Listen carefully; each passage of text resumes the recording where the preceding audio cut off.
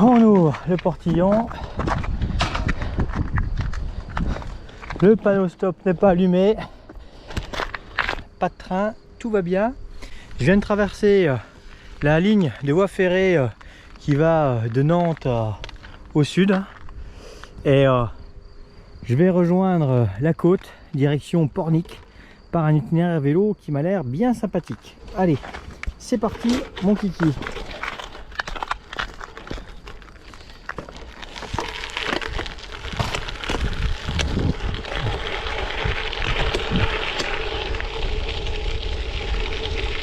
Alors encore une fois, hein, mieux vaut avoir un gravel. On est sur une petite chasse au sentier, ou plutôt une découverte en gravel. Direction plein ouest. On va essayer d'aller chercher le coucher de soleil. On est peut-être à peine tard. On verra bien. Le soleil a l'air encore un petit peu haut. Bon, il est 19h34. Mais ici, plein ouest, il y a quasiment 50 minutes, 1 heure de décalage avec la maison. Alors ici, hein, la spécialité, ça a l'air d'être la salade. En tout cas, si c'est pas une des spécialités, j'ai jamais vu autant de plants de salade aussi bien alignés. Et puis la façon de planter, on croirait qu'ils utilisent un ratrac avec une fraise à neige pour avoir ce rendu là, mais c'est vraiment sympa en couleur. Pas l'habitude de voir des choses pareilles. Et puis pour l'itinéraire vélo, hein, vive le gravel, parce que là c'est VTT ou VTC avec un gravel. C'est pas mal du tout en termes de rendement. Avec un vélo de route, ça peut vite être compliqué. Un petit peu d'asphalte, petite route au milieu des champs, nickel, tranquille. Et là, hop, parcours vélo numéro 2, sens interdit autorisé, parfait. Qui a dit que c'était plat ici? Je viens de trouver une pente à 7%. Hein? Ça cause là. Allez, apparemment, on est là sur la route touristique du vignoble nantais avec un belvédère qui va nous offrir une jolie vue sur le Marais breton. Alors on a pris un petit peu de hauteur. Et là, on a une jolie vue sur le Marais breton. On est sur la route du point de vue. Je sais pas s'il y aura un autre belvédère plus loin. Aussi le point de vue, c'est justement cette route. Bon, au niveau fréquentation, on n'est pas du tout sur un axe principal. Donc en vélo, c'est plutôt cool. Le point de vue officiel, on voit pas mieux sur la route, il est là, avec une petite table d'orientation. Voilà. Et là, passage du Roi, ça on a fait. Le pont Noirmoutier aussi, ça c'est des coins qu'on a fait. Et puis là, ben, on va partir là, hein. L'idée, c'est, on a dit, plein ouest. Ah, après ce petit passage asphalte, nous voilà sur un joli terrain de gravel avec à proximité les petits marais qui vont bien. Et là, c'est plutôt sympa à rouler ça. Des marais et des images bien plus claires qu'à la maison. C'est un peu le pays du vent ici, hein, forcément. Et il y a des marais. Et puis étonnamment des bateaux là. Ça veut dire qu'à marée haute, il y aura moyen de rejoindre l'océan, à mon avis.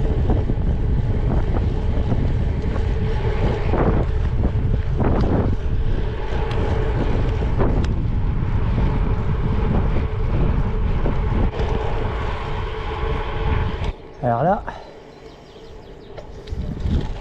il y a moyen de passer de l'autre côté.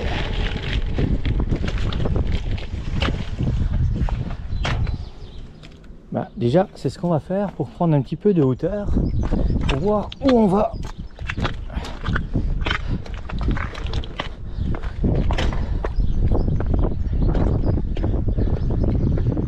Ah ah,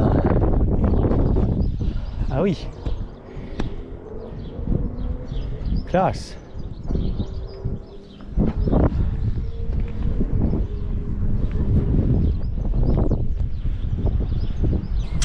Bon, vu qu'il y a l'eau en face, l'idée c'est d'aller plein ouest, donc on va rester rive droite pour aller en direction de Pornic. Je pense que si je prends là à gauche, vu ce qu'on voit là-bas, je pense que c'est la presqu'île de Noirmoutier, et là-bas au bout je dois avoir le petit village qui permet de faire le passage du Groix. Donc là on connaît, on viendra peut-être à l'occasion voir s'il y a quelque chose là à faire sur la Tigue, mais là on va plutôt explorer à droite. Ah, je crois que l'option de droite était la bonne, hein. C'est juste magnifique. Ah oui, là quand même ça vaut des points.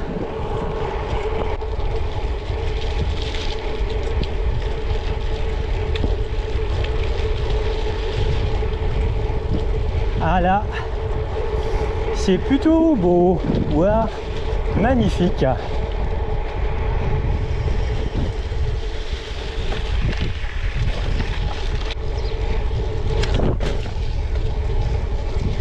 Ouais, il faut garder les watts pour passer dans le sable.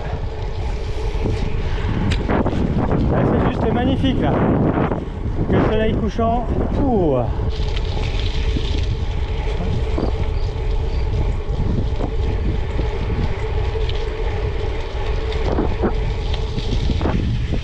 Ça y est, on arrive au bout de la promenade.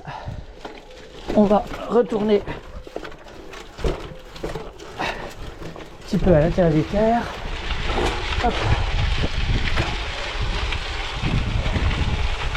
Attention à la sortie. Et on continue.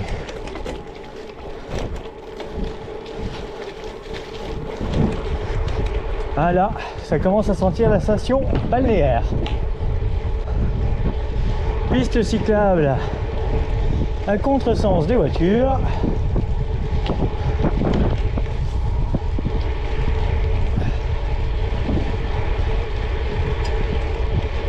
Et apparemment,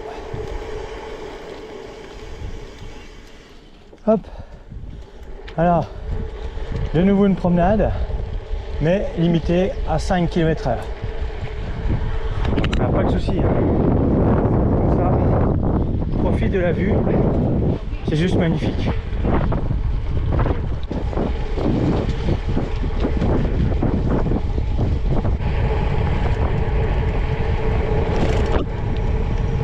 Hop, voilà. Donc forcément, hein, en partant de l'intérieur des terres, le vignoble, la route du point de vue, arrivé bord de mer, me voilà sur la Vélo Océan, qui fait partie de la Vélodyssée, hein, cette véloroute qui remonte du Pays Basque jusqu'à la Manche, à vélo, qui est emprunté chaque été par pas mal de monde. Donc on est plutôt asphalte sur cette partie là par rapport à la partie que j'avais fait plus au sud, entre Saint-Gilles, Croix-de-Mont, Croix-de-Vie et la presqu'île de Noirmoutier. Là, de ce que j'ai vu de cette Vélo Océan, on est quand même beaucoup plus asphalte, avec une route à partager avec les voitures. Donc suivant la saison, il peut y avoir beaucoup de monde. Hop là, route des plages, on est en direction de Pornic, à 5 km de Pornic exactement. Et là, ça manque un petit peu de vue sur l'océan quand même. Avec un peu de chance, on va se retrouver sur une zone un petit peu en corniche, avec vue sur le coucher de soleil, ça pourrait être pas mal.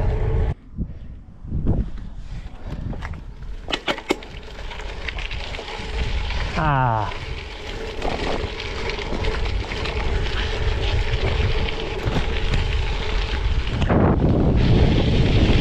Bon, je retire ce que j'ai dit, hein. Comme quoi c'était plus vélo de route que gravel. Parce que là, pour le coup, c'est bien gravel, la vélo océan. Donc, le vélo de route en petits pneus, même si par moment c'est asphalté, très souvent, c'est beaucoup plus gravel que route. Forcément, on alterne les plaisirs.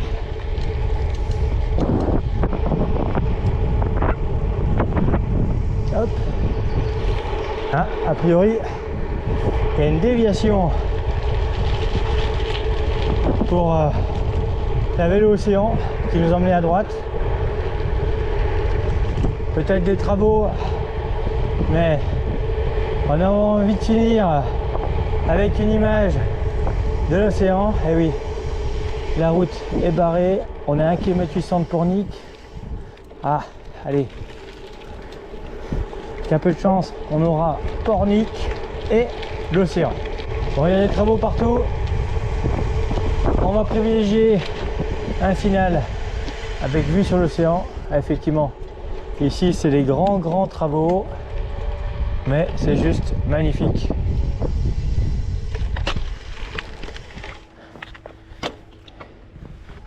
Bim.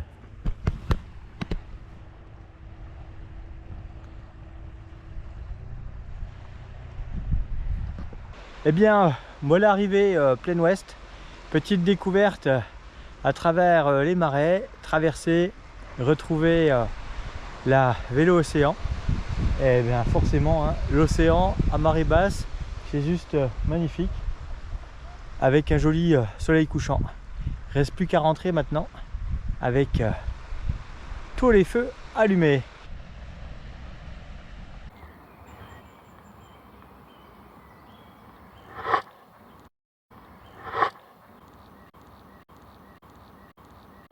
Hop. Hop.